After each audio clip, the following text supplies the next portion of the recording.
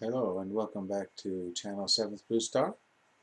This is Mr. Ed Windhorse, aka Sri Eduardo, back at you. Thanks for tuning in.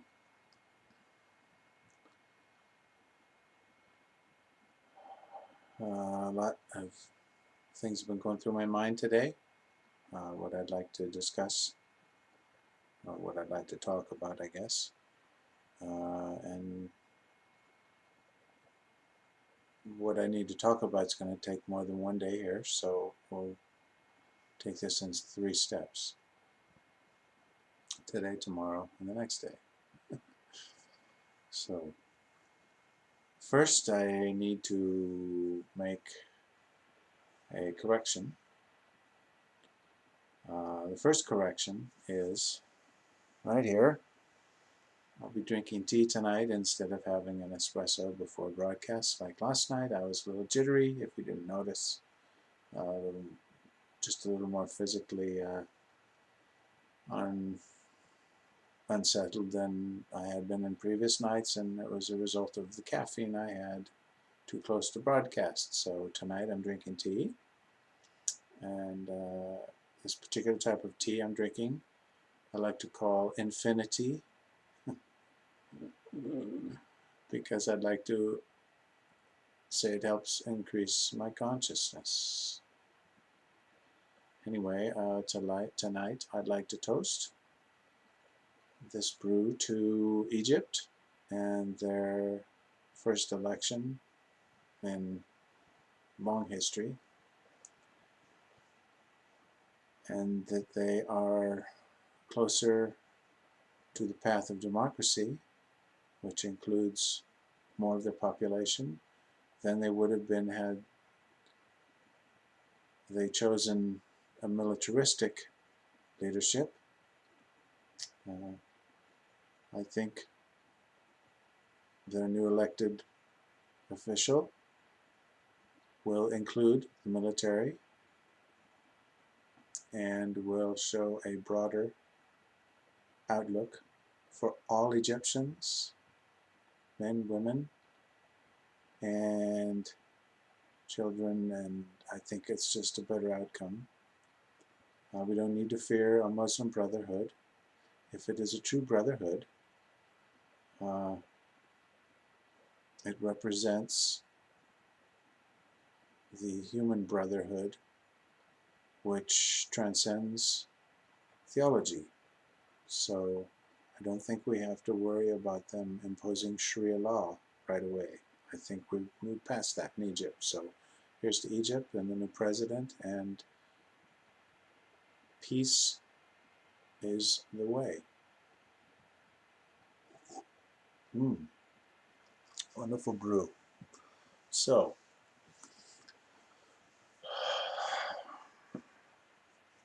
tonight and tomorrow night and the next night, all interact with each other, and at some point I will explain how healing works, its various forms, self-healing being the most important, and how other forms of healing are encouraged and assisted by some people we may consider healers, and this type of thing. Also, what happens when we don't address the healing process, and how it can lead us down an ultra-conservative mindset, which is based in fear, fear that we can't be healed, and that type of fear can lead us down the path of fundamental thought, which is a very narrow focus, and going down the road of for extreme fundamental thought, one finds themselves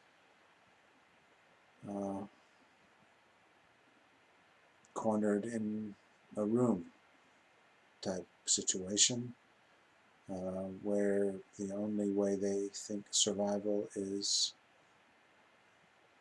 possible is if they become violent or angry. So let's start tonight off with a few words about trauma. Wait, before we get to that, I need to make two other corrections from the other night. 2 nights ago, I mentioned 5 women, and that I was dedicating the evening's discussion to, I mentioned the 4th twice. So, simple mistake. I also meant to mention that Aung San Suu Kyi reference was meant to be Oslo, Norway, not Denmark, Copenhagen. Longitudinally, kind of the same neighborhood, or longitudinally, a little difference. Kind of the same neighborhood, not quite. Copenhagen and Denmark are not that close to each other. Anyway, forgive me for that. Okay, so let's move into the meat of the situation tonight, and that's trauma. Interestingly, all humans experience some form of trauma in their life. Whether it's a physical trauma or a mental trauma, human beings encounter trauma. Most of the traumatic experiences can't be avoided, can't be pre-thought. They're just presented to us situationally, and it is up to us to adapt and overcome the trauma. Some say, or some have the feeling, that the human existence is traumatic. Perhaps some people may have been traumatized as they were being born. It wasn't just your mother who was going through the trauma of childbirth, but oftentimes humans, as they come into this physical world, material world, and take their first few breaths, which lightens up their consciousness for the first time in the physical realm, they cry because here they are stuck in a material physical world. Well, and I don't mean just because they were spanked to breathe. Fewer and fewer doctors are actually striking an infant to get it to breathe. There are other gentler ways of getting an infant to take its first breaths. Anyway, I was probably spanked. I got over it. So, trauma, since it happens to everyone, it's important how we deal with the trauma.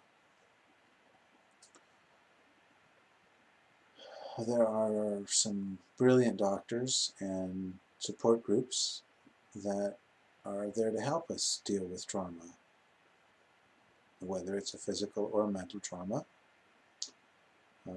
Trauma can lead us to addictions because we don't necessarily realize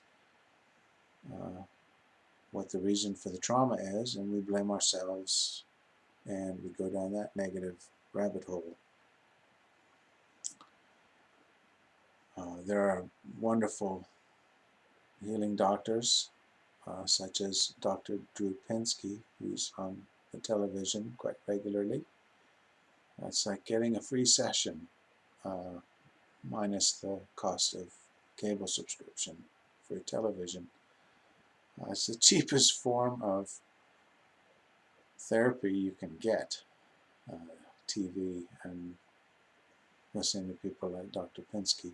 Anyway, as he will agree with me, when trauma occurs in our lives, almost every single time we experience trauma, it is not the result of something the victim has done. The trauma is perpetrated by an individual who usually hasn't learned to deal with a personal trauma that they've experienced in their lives, and they're passing the buck. They are passing the negative energy of a traumatic experience on, consciously or otherwise.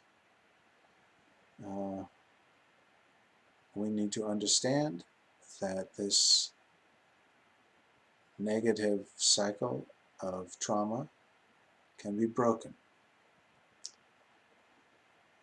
We can break the negative cycle of trauma and overcome it and not perpetrate it on others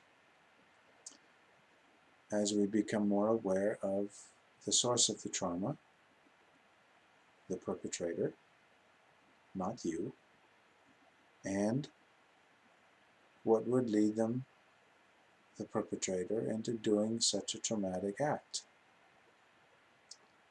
I should add, a mindless traumatic act.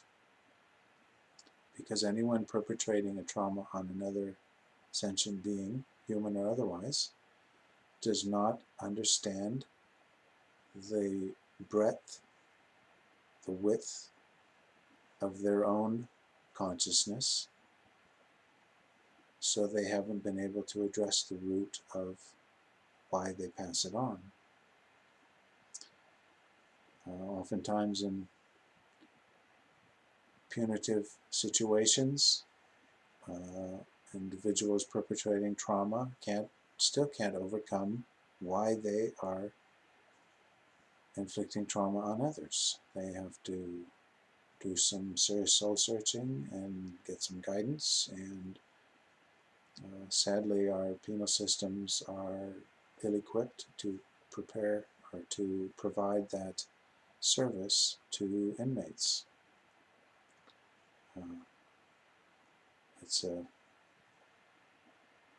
It's very much like the mental health system in our country is not what it could be. So I'm not going to go deeply into that, but there's hope for everything, especially for how we can transform trauma into something that we can learn from and keep from perpetuating in its own little negative cycle. So once we realize, having experienced any form of trauma, that it is not a resultant of anything that we've done personally, but it's happened anyway. And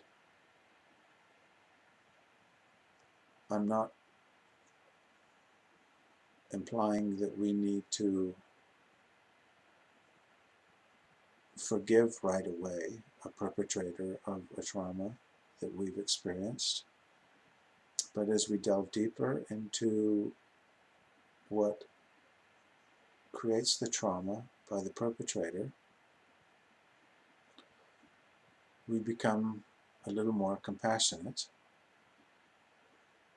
And that compassion actually keeps the perpetrator from experiencing their own personal intolerance, which is creating the trauma that you are experiencing. It moves along the lines of an interesting saying of, it's tough to tolerate intolerance. it is tough to tolerate intolerance until you realize the root of the intolerance. And realizing the root of intolerance comes through compassion and wanting to find out the root of the intolerance that causes the trauma. So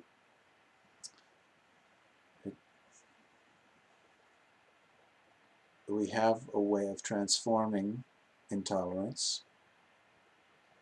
As I mentioned yesterday, instead of shooting bullets from our pistol that cause harm, there's another type of bullet we can shoot from our pistol, and it's like the sapphire bullet of pure love. It's compassion, it's empathy, it's helping the perpetrator overcome what is causing their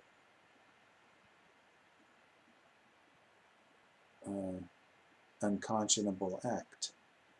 So,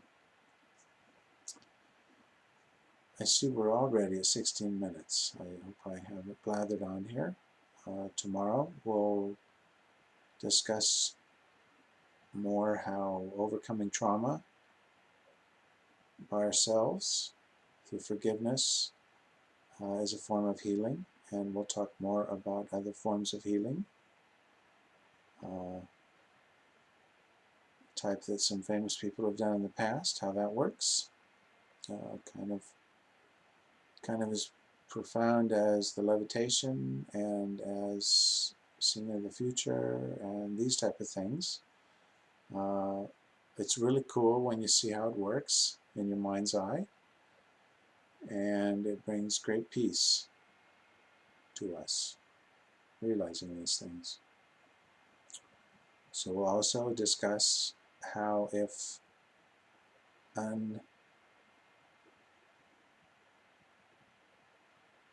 we're unwilling to go to the root of trauma, it can lead us down a road of extreme conservatism, not just conservatism, but extreme conservatism, which turns into fundamentalism and reactionism and violence and aggression and all the silly things that we will soon be moving beyond in this 21st century. So, I'll wrap it up for now. Already 18 minutes. And I'd like to toast you with a cup of infinity and remind you that your consciousness has infinite potential if you're willing to look there. You will amaze yourself. So here's to everyone out there. Thanks for listening. I do appreciate your interest in your consciousness. Not me, you. So, I'm gonna actually drink. Okay, well, that's a fine brew.